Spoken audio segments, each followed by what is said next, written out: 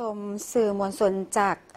ประเทศลาวโดยเฉพาะแมนโทรภาพแห่งชาติลาววิทยุกระจายเสียงแห่งชาติลาวสำนักข่าวสารประเทศลาวหนังสือพิมพ์ภาษาต่างประเทศและกรมสื่อมวลชนคณะโฆษณาโฮมศูนย์กลางภาคเคลื่อนไหวเยี่ยมยามแลกเปลี่ยนความรู้เกี่ยวกับการพัฒนาเศรษฐกิจสังคมและการท่องเที่ยวอยู่ประเทศเวียดนาม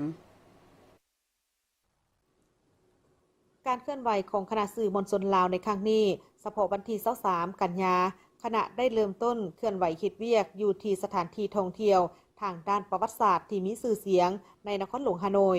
โดยเฉพาะหอพิพิธภัณฑ์แห่งชาติเวียดนามที่ได้นำเอาผลงานตลอดระยะของการเคลื่อนไหวต่อสู้กู้ชาติญาติเอาเอกราชจากพวกจักรพรรดิผู้หุกหานของประธานโฮจิมินห์ผู้นำที่ยิ่งใหญ่ของประชาชนเวียดนามเข้ามาวางแสดงเพื่อให้คนหุ้นหลังได้คนขั้วหำเฮียนพร้อมทางได้ไปสถานที่ต่างๆอ้อมหอบสุสานประธานโฮจิมินห์และสนามหลวงบาดิงไปโบสถ์ใหญ่ฮานอยซึ่งเป็นโบสถ์ที่มีสถาปัตยกรรมแบบตะวันตกในแต่ละวันได้มีนักท่องเที่ยวทางภายในและต่างประเทศเข้าไปเที่ยวชมเป็นจำนวนหลาย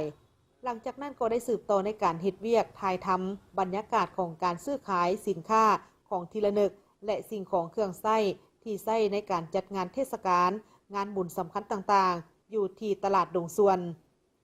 ตอนบ่ายหาตอนค่ำคณะก็ได้เคลื่อนไหวเฮ็ดเวียกเก็บกำข่าวถ่ายทำวิดีโออยู่วิหารกุยจุงเตียนซึ่งตั้งอยู่บริเวณหนองจุกแบกซึ่งเป็นหนึ่งใน3หนองที่มีความสวยงามที่สุดของนครหลวงฮานอยและเป็นสถานที่ศักดิ์สิทธิ์สักการะบูชาของประชาชนชาวเวียดนามรวมไปถึงนักท่องเที่ยวต่างประเทศส่วนในวันที่24คณะก็ได้สืบต่อในการเยี่ยมยามแลกเปลี่ยนความรู้เกี่ยวกับการพัฒนาเศรษฐกิจสังคมและการท่องเที่ยวอยู่ที่นครไหฟงตืมอีก